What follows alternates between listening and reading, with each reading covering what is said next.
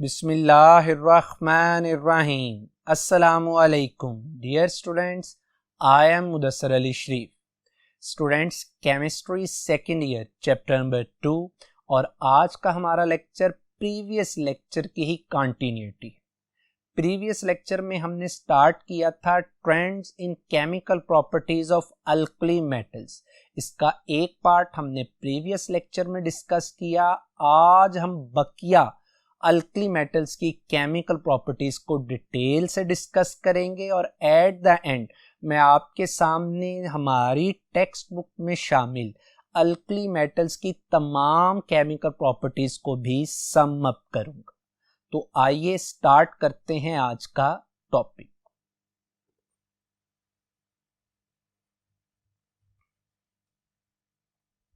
जी students, topic था हमारा, previous lecture में भी हमने इसको डिस्कस किया, trends in chemical properties of alkali metals.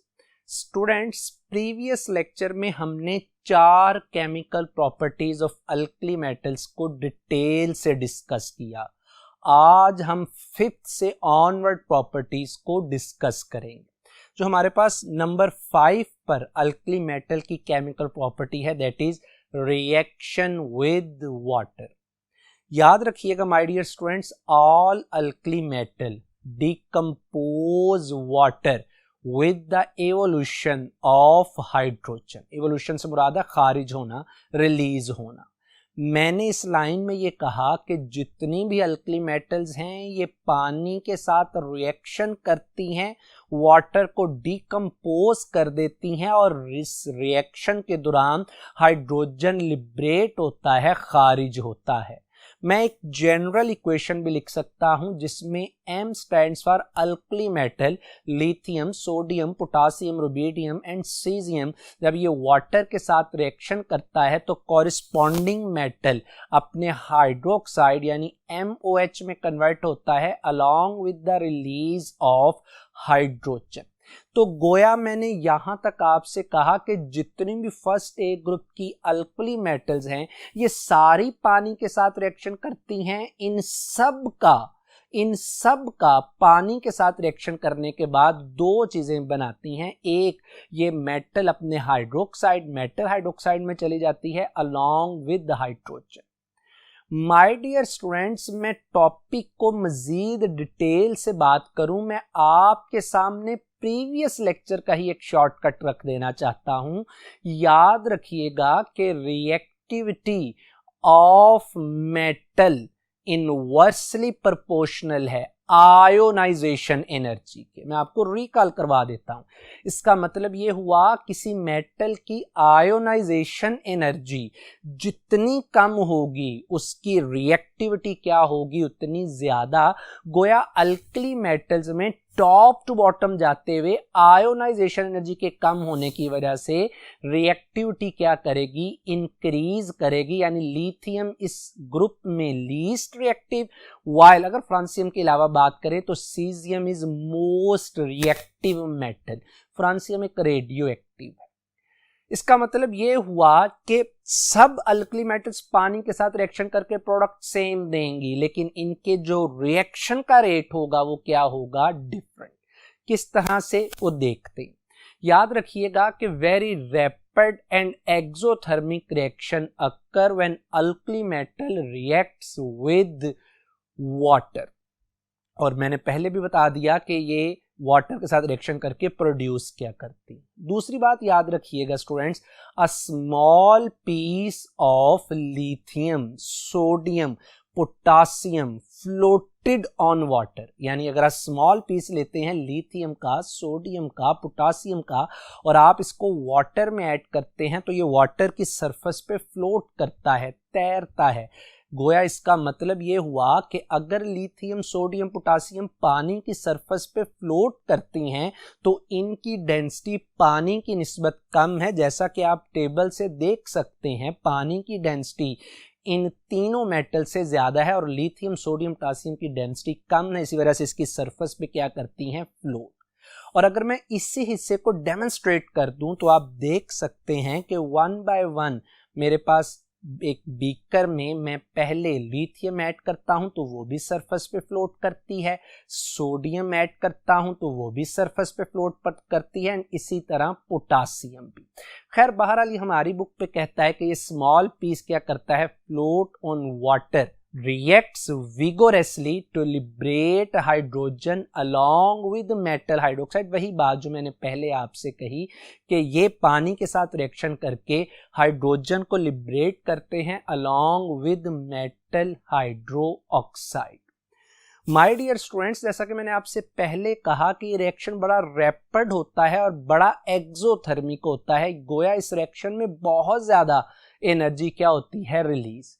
यही बात अब करने लगा हूं कि energy produce during this reaction में इग्नाइट हाइड्रोजन, इग्नाइट में ना भड़क जाना, आग से जल जाना, यानी इतनी ज्यादा एनर्जी इस रिएक्शन में रिलीज होती है, इतना एक्सोथर्मिक है कि इस रिएक्शन की जो एक प्रोडक्ट है, एक तो मेटल हाइड्रोक्साइड है, जो दूसरी प्रोडक्ट हाइड्रोजन है, वो इग्नाइट हो सकती है, उसको आग लग सकती है। माय डियर स्टूडेंट्स, मैंने पहले जनरल इक्वेशन लिख दी। अगर मैं फर्ज कर लें कि सोडियम के लिए लिख दूं ये इक्वेशन, तो सिंपल आप m की जगह सोडियम Na लिख देंगे और ये सेम आपके पास प्रोडक्ट बन जाएगी। एक और बात याद रखिएगा students, reaction becomes vigorous from lithium to caesium.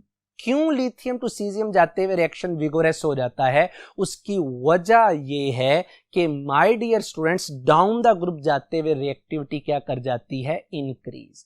आप इस बात से अंदाजा कर लीजिए, आप इस बात से अंदाजा कर लीजिए कि potassium, rubidium and caesium can even react with ice even at -100 degree C, यानी डाउन द ग्रुप रिएक्टिविटी इतनी इंक्रीज कर जाती है कि जो पोटासियम, रुबिडियम, सीजियम है, ये सॉलिड वाटर आइस के साथ और इवन -100 डिग्री सी पे भी जाके रिएक्शन कर जाते हैं।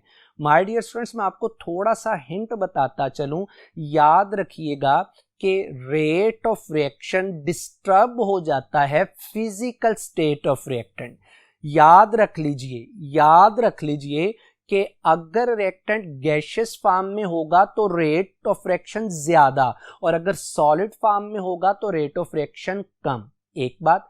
दूसरी बात आपने ये पढ़ी है कि rate of reaction directly proportional है टेम्परेचर के, जितना टेम्परेचर ज्यादा रेट ऑफ रिएक्शन उतना ज्यादा। अब आप गौर कीजिए कि पोटासियम, रुबिडियम, सीजियम इस कदर ज्यादा रिएक्टिव हैं कि जब वाटर आइस की शक्ल में, सॉलिड स्टेट में, तो असूलन रेट कम होना चाहिए, लेकिन ये फिर भी इनका रिएक्शन बड़ा विगोरस होता है। इवन -100 डिग्री से, टेम्परेचर ज्यादा तो रेट ज्यादा, लेकिन ये तो -100 पे भी रिएक्शन कर जाती हैं। गोया इनकी रिएक्टिविटी क्या हो जाती है, बहुत ज्यादा। मैं आपको आपके इंटरेस्ट के लिए 2 डेमोन्स्ट्रेशन देता हूं, जरा देखिएगा। जब मैं सोडियम और पानी के रिएक्शन की बात करता हूं, तो जैसे ही मैं सोडियम को वाटर में ऐड करता हूं, ये रिएक्शन बहुत विगोरस होता है, तेजी के साथ ये रिएक्शन प्रोसीड करता है। और अभी मैंने क्या कहा, मैंने कहा सीजियम बहुत ज्यादा रिएक्टिव है। अब देख सकते हैं कि मैं जैसे ही सीजियम को वाटर में ऐड करता हूं, अभी मैं आइस की बात नहीं कर रहा, वाटर में ऐड करता हूं, तो इतना विगोरस रिएक्शन होता है कि जिस बीकर में वाटर मौजूद है और आपने सीजियम ऐड की, वो बीकर ही क्या हो जाता है, क्रैक हो जाता है, टूट जाता है। माय डियर स्टूडेंट्स, ये तो बात थी बहरहाल किसकी, reaction of alkali metals with water. Students, अब बात करते हैं इनकी 6th केमिकल प्रॉपर्टी की, यानी reaction with hydrogen. My dear students, याद रखिएगा, all alkali metals form ionic hydrides with hydrogen, यानी जब भी अल्कली मेटल्स हाइड्रोजन्स के साथ मिलती हैं तो ये आयोनिक, बनता तो हाइड्राइड है पर उसकी नेचर क्या है, आयोनिक हाइड्राइड, जैसा कि मैंने जनरल इक्वेशन से लिख दिया। My dear students, in ionic hydride the oxidation state of hydrogen is -1। और अगर मैं अल्कली मेटल्स की रिएक्टिविटी की बात करूं तो again top to bottom reactivity क्या करती है, इंक्रीज, यानी जो lithium, sodium, potassium react with hydrogen to form hydride at high temperature, यानी लिथियम, सोडियम, पोटासियम अगर हाइड्रोजन के साथ रिएक्शन करती हैं तो इसके लिए टेम्परेचर आपको जरा हाई रिक्वायर्ड होता है। इसके बरक्स जो रुबीडियम और सीजियम हैं दे react with hydrogen at room temperature. वही बात है कि अगर रुबीडियम, सीजियम रूम टेम्परेचर पर रिएक्शन कर जाती हैं तो इनकी रिएक्टिविटी क्या है, ज्यादा। ये सिंपल बाहर रिएक्शन था। अगर मैं इन आयोनिक हाइड्राइड्स की इंपॉर्टेंस की बात करूं तो याद रखिएगा lithium hydride, sodium hydride is a source of hydrogen when they react with water। जैसे कि लिथियम हाइड्राइड का अगर आप पानी के साथ रिएक्शन करते हैं तो यहां से lithium hydroxide along with hydrogen बनता है, यानी एक हाइड्रोजन का एक बेहतरीन क्या है, सोर्स। यहीं पे याद कर लीजिए, due to the presence of hydride ion यानी H minus ion, alkali metal hydrides act as strong reducing agent, यानी ये स्ट्रॉन्ग रिड्यूसिंग एजेंट के तौर पर काम करते हैं। क्यों? क्योंकि इनमें क्या मौजूद है, hydride. My dear students, reducing agent क्या है? जो दूसरे की रिडक्शन करे और खुद को ऑक्सीडाइज करे।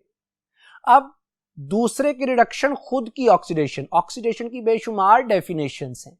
यहां पे जो डेफिनेशन मैं आपको सिंपल बताऊं तो मैं कहूंगा कि रिड्यूसिंग एजेंट जो दूसरों को रिड्यूस करे, खुद ऑक्सीडाइज हो। हमारे इस टॉपिक में अगर मैं कहूं तो ऑक्सीडेशन का मतलब है जो हाइड्रोजन को क्या करे, रिलीज करे।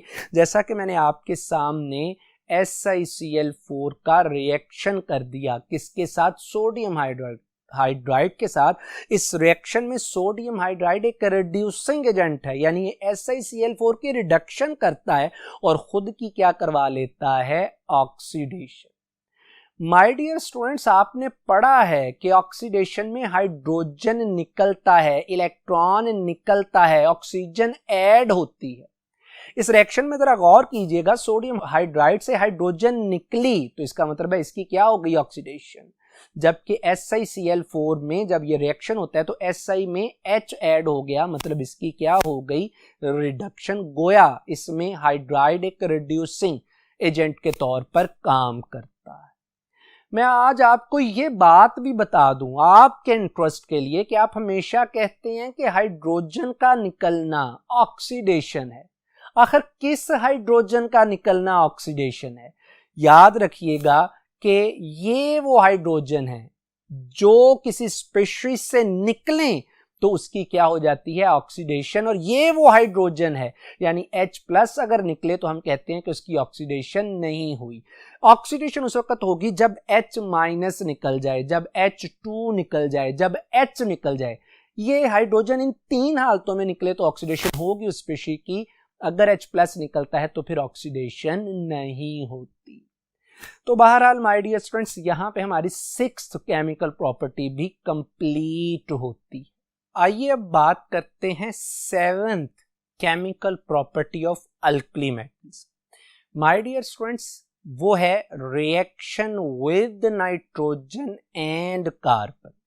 याद रखिएगा, lithium is the only group first A metal that reacts with nitrogen to form nitride and react with carbon to form carbide।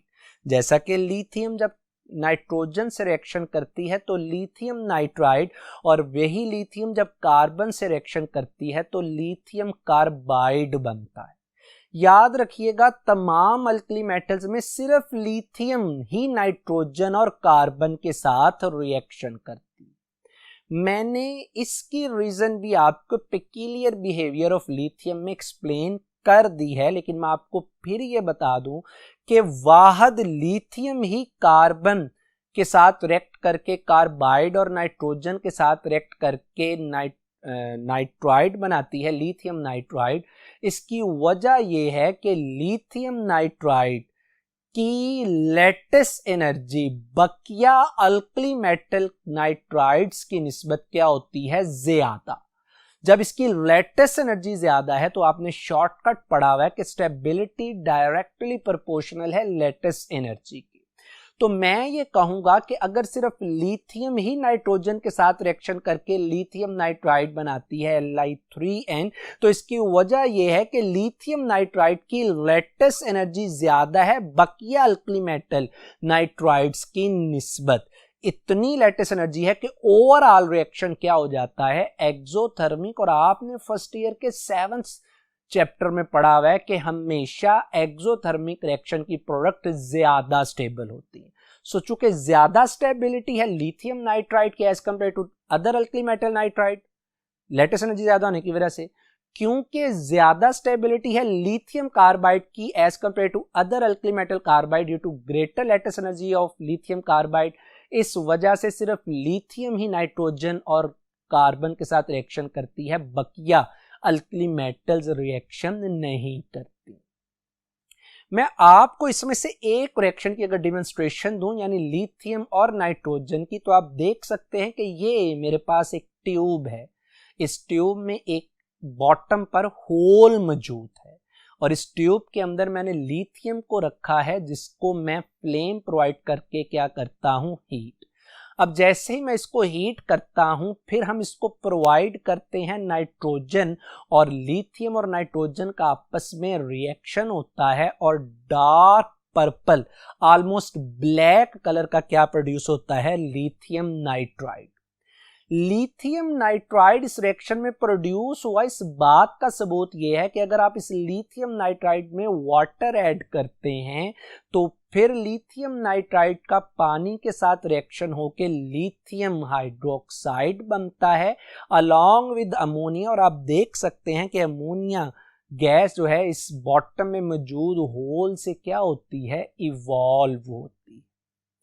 तो बहरहाल ये था हमारे पास एक केमिकल प्रॉपर्टी जो कि पर्टिकुलरली लिथियम शो करती है। नेक्स्ट हमारे पास प्रॉपर्टी है reaction with halogens. My dear students, याद रखिएगा alkali metals react easily with halogens, fluorine, chlorine, bromine, iodine, with halogens to give halide. यानी जितनी भी अल्कली मेटल्स हैं ये हैलोजेंस के साथ रिएक्शन करके कॉरिस्पॉन्डिंग हेलाइड बनाती हैं। अगेन बात वही है कि डाउन द ग्रुप जाते हुए अल्कली मेटल्स की रिएक्टिविटी इंक्रीज करती है, यानी लिथियम लीस्ट रिएक्टिव और सीजियम मैक्सिमम रिएक्टिव है। मैं आपको यहीं पे बता दूं कि अगर मैं हैलोजेंस की रिएक्टिविटी की बात करूं तो हैलोजेंस की रिएक्टिविटी का ऑर्डर कुछ इस तरह से है कि फ्लोरीन मोस्ट रिएक्टिव है, देन रिएक्टिविटी डिक्रीज करती है क्लोरीन की, क्लोरीन से मजीद कम है ब्रोमीन की, और लीस्ट रिएक्टिव आयोडीन की है। इसकी वजह भी हम इंशाल्लाह चैप्टर नंबर 5 में पढ़ेंगे। ऐसा इस वजह से है कि फ्लोरीन की bond energy is less than chlorine and bromine, जैसा कि आपके सामने मैंने टेबल रख दिया, और आपने पढ़ा है कि बॉन्ड एनर्जी का डायरेक्ट रिलेशन होता है बॉन्ड स्ट्रेंथ के साथ। तो चूंकि फ्लोरीन में FF के दरमियान में बॉन्ड वीकर है, जिसकी वजह से इसकी रिएक्टिविटी क्या हो जाती है, ज्यादा। और अल्कली मेटल्स का तो बहरहाल मैं आपको बता चुका।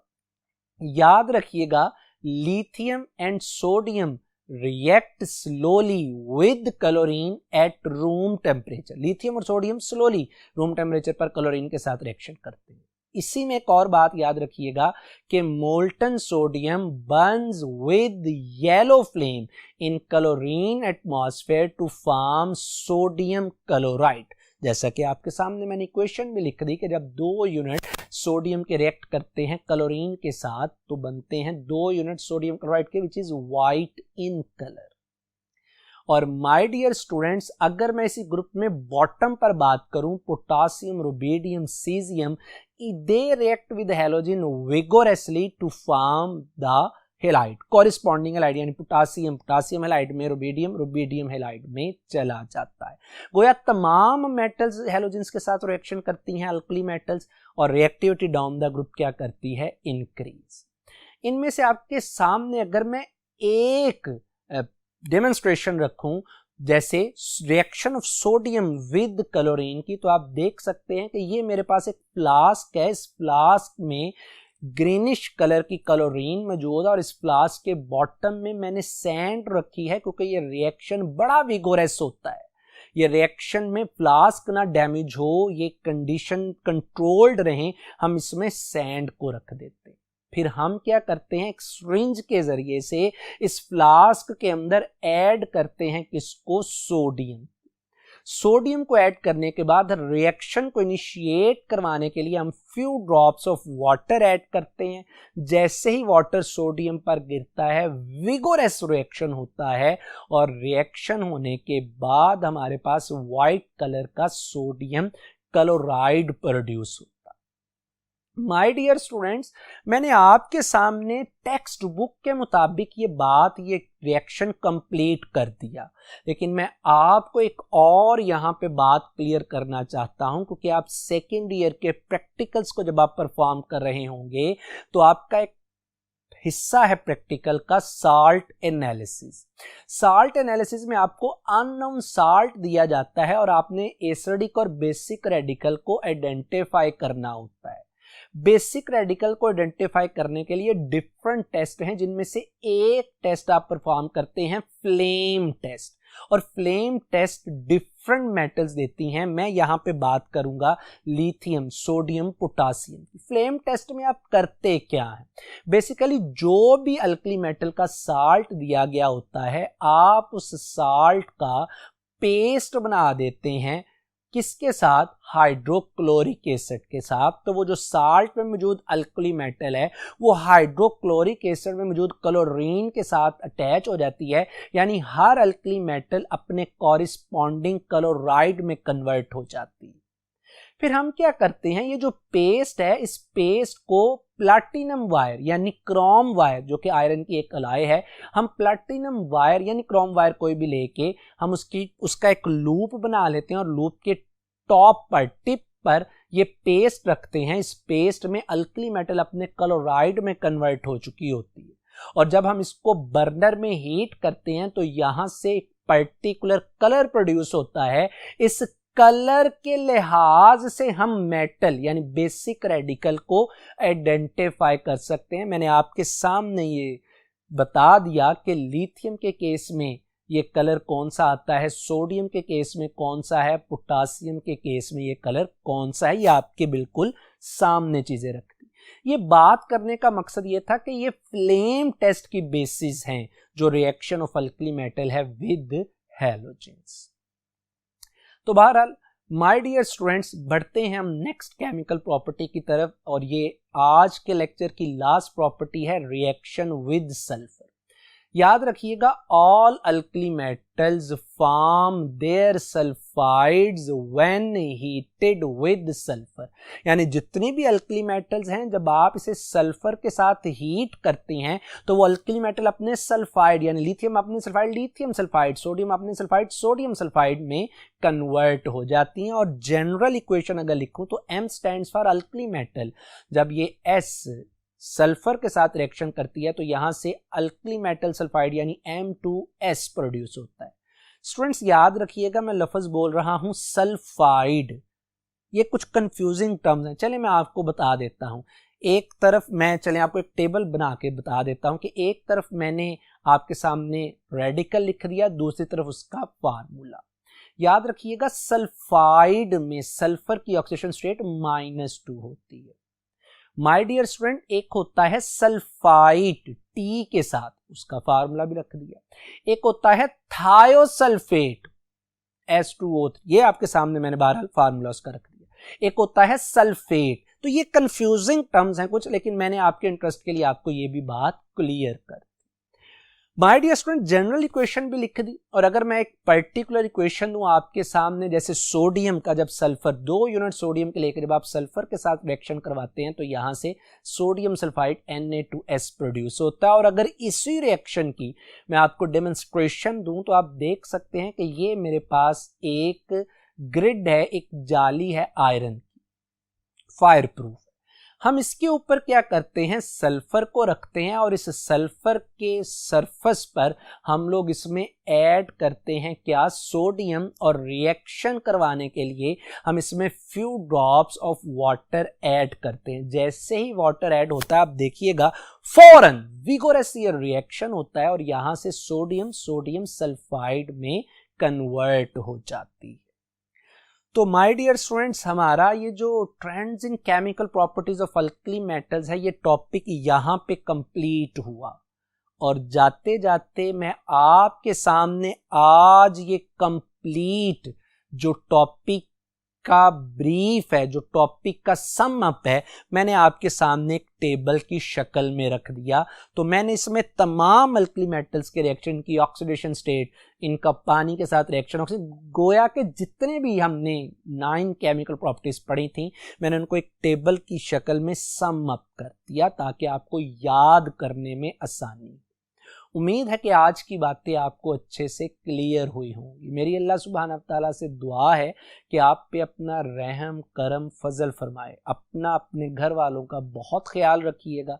अस्सलामु अलैकुम।